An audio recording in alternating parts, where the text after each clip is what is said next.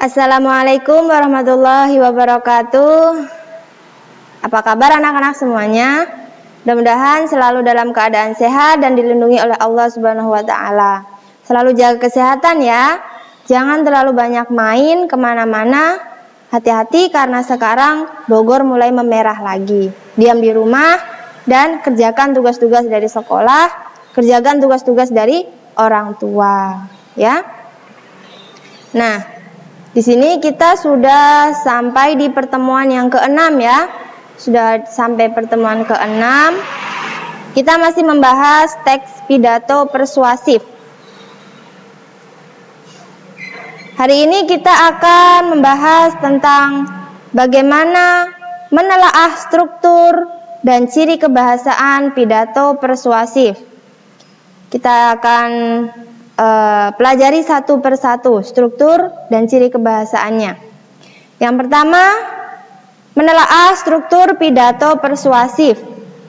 Struktur teks pidato terdiri atas 3 bagian, yaitu pembukaan, isi pidato, dan penutup pidato.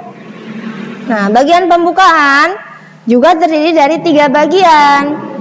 Ada salam pembuka, ucapan penghormatan. Ucapan penghormatan itu yang terhormat Bapak Kepala Desa, yang terhormat Ketua Panitia, itu ucapan penghormatan. Kemudian rasa syukur, ucapan rasa syukur. Rasa syukur itu alhamdulillahirrahmanirrahim, puji syukur kita panjatkan kepada Allah Subhanahu wa Ta'ala yang mana telah memberikan kesehatan kepada kita sehingga kita bisa hadir dalam agenda kali ini dalam keadaan sehat tanpa kurang sedikit pun. Itu contoh ucapan rasa syukur. Jadi pembukaan ada 3 bagian, yaitu salam pembuka, ucapan penghormatan, dan ucapan rasa syukur. Selanjutnya bagian isi pidato. Isi pidato mengandung inti dari sesuatu yang akan disampaikan dan dibicarakan. Isi pidato ya intinya ya. Isinya ya intinya yang akan disampaikan. Kemudian yang bagian ketiga yaitu penutup pidato. Penutup pidato yang baik biasanya berisi hal-hal berikut.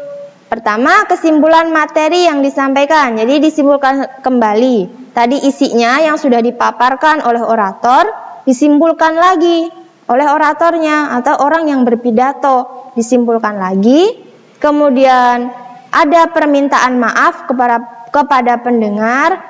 Mohon maaf apabila banyak tutur kata dari saya yang kurang berkenan. Nah, itu permintaan maaf.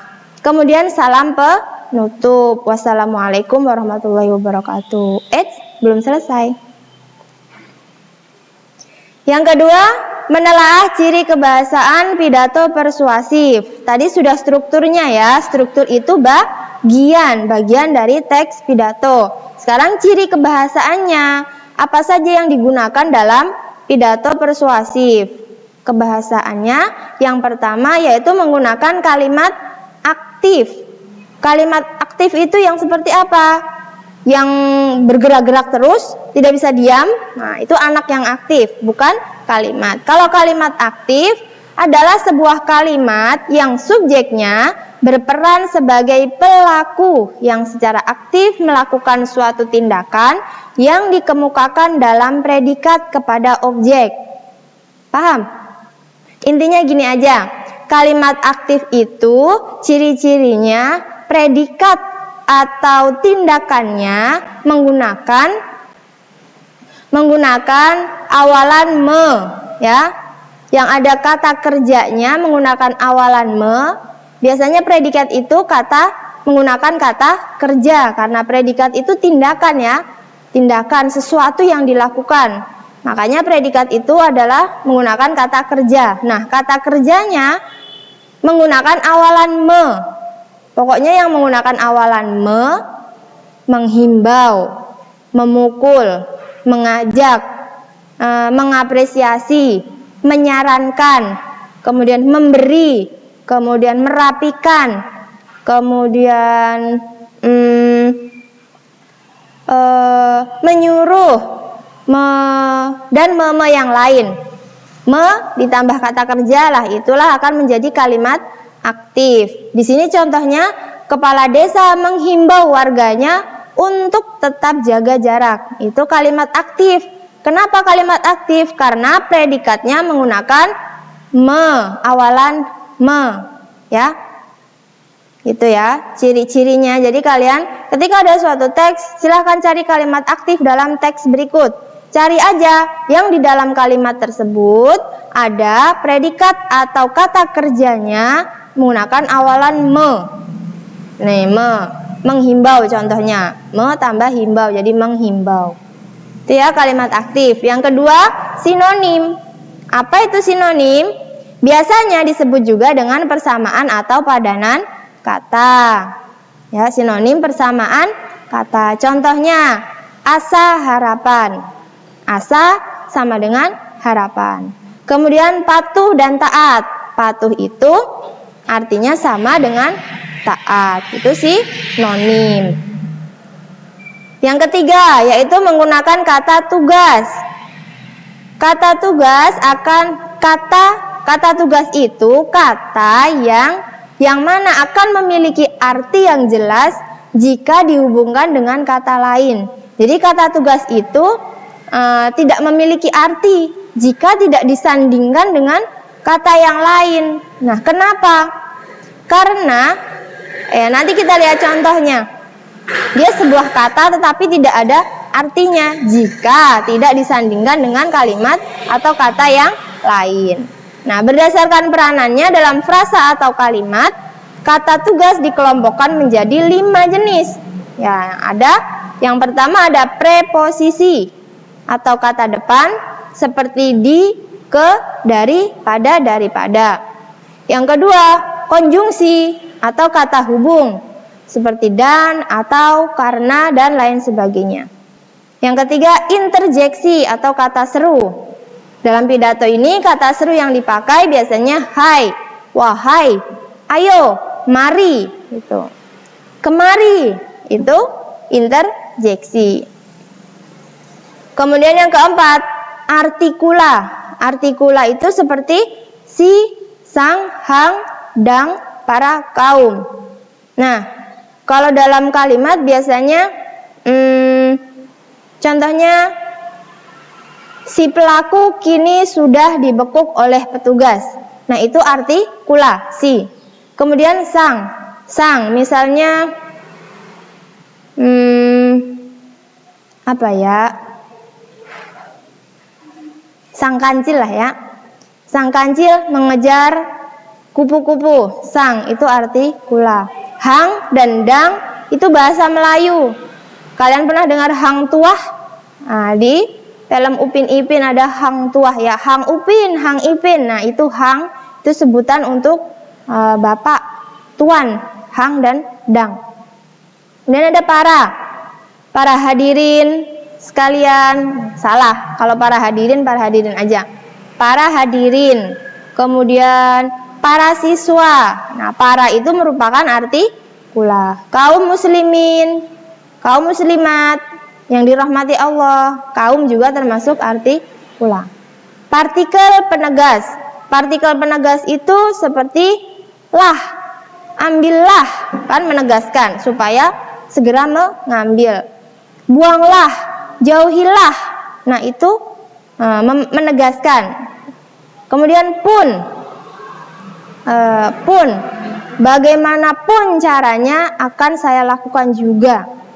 Nah, pun di sini partikel penegas namanya. Dan lain-lain.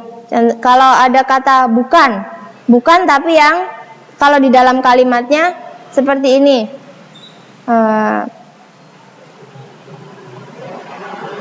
Yang seperti itu milik kamu bukan. Nah, tapi belakang kata bukan itu ada tanda tanyanya. Tuh, untuk menegaskan kata bukan. Tapi yang sering dipakai adalah lah dan pun. Itu partikel.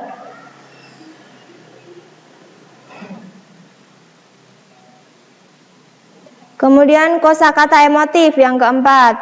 Emotif merupakan kosakata yang berhubungan dengan emosi dan perasaan, serta bisa membuat orang tersulut emosi kala mendengar atau membacanya. Adapun emosi yang ditimbulkan oleh kosakata emotif biasanya adalah emosi yang positif, seperti senang ataupun termotivasi. Contohnya, mari kita bersama-sama menghentikan penyebaran coronavirus dengan selalu mencuci tangan menggunakan sabun. Jadi gitu, membangkitkan, kalau bersama-sama kita bisa menghentikan penyebaran coronavirus. Itu kan kalau sendiri kita tidak bisa. Saya sendiri yang mencuci tangan tapi kalian tidak. Ya sama saja, corona tidak akan berhenti. Dia terus menyebar. Kalau kita bersama-sama menghentikan coronavirus, semuanya rajin cuci tangan, maka coronavirus akan bisa dihentikan. Tuh, jadi memotivasi supaya kita bersama-sama mau menghentikan penyebaran coronavirus. Caranya bagaimana? Dengan selalu mencuci tangan dengan sabun. Jadi membangkitkan emosi. Emosi di sini maksudnya emosi yang positif ya, yang membuat senang ataupun menjadi termotivasi.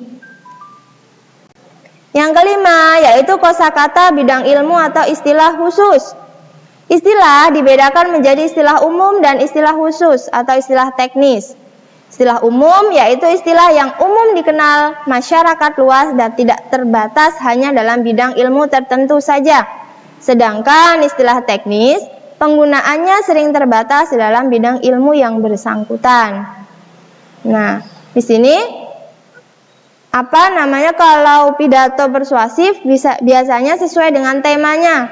Sesuai dengan tema. Kalau pidatonya temanya coronavirus, biasanya istilah teknisnya atau istilah khususnya yang dipakai adalah istilah dalam bidang-bidang ilmu kesehatan biasanya kan, karena itu menyangkut kesehatan seseorang. Coronavirus itu menyerang imunitas seseorang. Nah, istilah yang sama jika digunakan dalam bidang ilmu yang berbeda, maka maknanya juga berbeda. Misalnya kata suhu. Pernah dengar kan kata suhu? Dalam ilmu kesehatan dan dalam bidang ilmu bela diri artinya tidak sama. Ada yang tahu makna dari kata suhu dalam ilmu kesehatan? Suhu artinya tingkat derajat panas dinginnya seseorang. Itu suhu. Nah, ditembak. Nah, gitu. Ditembak dilihat berapa derajat suhu tubuhnya. Kalau lebih dari 37 silahkan pulang istirahat di rumah. Nah, itu suhu tubuh. Sedangkan dalam bidang ilmu bela diri, suhu artinya bukan derajat panas tubuh seseorang, tetapi suhu artinya guru ya. Dalam ilmu bela diri, suhu itu guru. Biasanya dalam kungfu itu ya, ada suhu. Nah, selamat datang suhu, gurunya datang. Yang keenam, ada kata benda abstrak, yaitu kata yang menyatakan nama dari sebuah benda, namun benda yang dimaksudkan tersebut merupakan benda yang tak kasat mata atau tidak dapat ditangkap oleh panca indera, ya. Jadi bendanya ada tapi tak kasat mata. Takut. Seperti nama keadaan, nama pekerjaan, nama sifat, nama ukuran dan sebagainya. Jadi bukan hantu ya. Tapi di sini adalah nama-nama yang sudah disebutkan. Misalnya kata keyakinan. Apakah kalian bisa melihat atau menangkap dengan indera kalian? Apa wujudnya keyakinan itu? Nah, tidak bisa. Keyakinan, keuntungan, kekayaan, udara, ilmu, kebaikan, ide, itu tidak ada wujudnya. Tapi ada gitu. Kita bisa menggunakan kata tersebut. Tapi tidak ada wujudnya, ide. Kalian bisa tahu idenya siapa namanya? Idenya Tika. Wah, kita bisa lihat di atas ada gambar lampu, ting. Nah, itu ada di kartun saja. Kalau dalam kenyataan ide kan tidak bisa dilihat, tetapi adanya nyata, tapi bendanya tidak bisa dilihat. Nah, ini ada tugas untuk kalian. Ya. Pertama, carilah teks pidato persuasif yang singkat saja ya dengan tema waspada corona. Pokoknya yang teks pidato yang temanya tentang coronavirus lah ya. Itu. Bahaya corona juga boleh, waspada corona boleh, tentang COVID-19 boleh. Yang singkat saja, jangan yang panjang. Kenapa jangan yang panjang? Karena akan kalian salin dalam buku tulis. Tapi singkat itu yang lengkap ya, strukturnya ada pembukaan, ada isi, ada penutupnya. Kalian salin dalam buku tulis, kemudian lakukan kegiatan telaah ciri kebahasaan teks pidato. Ditelaah, kalian tulis contoh-contoh yang ada dalam teks yang kalian tulis. Kerjakan di buku tulis dan kemudian kalian foto, kirim via WA pribadi ke ibu. Nah, ibu kasih contoh penulisan hasil telaahnya nanti seperti ini. Setelah kalian tulis teksnya, teks pidato yang sudah kalian cari aja di internet ya, banyak.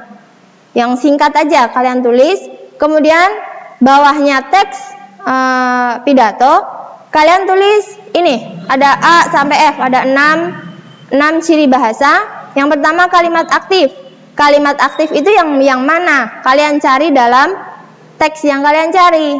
Tadi kalimat aktif yang menggunakan predikat, menggunakan awalan me, itu kalimat aktif. Tulis kalian di sini kalimatnya, satu saja, satu kalimat yang terdapat yang menjadi kalimat aktif. Kemudian sinonim, kalian cari ada sinonim kata apa dan apa, bukan dibuat sendiri tapi yang sudah ada di teks yang kalian cari. Sinonimnya apa dan apa. Satu contoh saja. Kemudian kata tugas. Kata tugas apa yang ada dalam teks pidato yang kalian cari. Kemudian kosakata emotif. Tulis kalimatnya.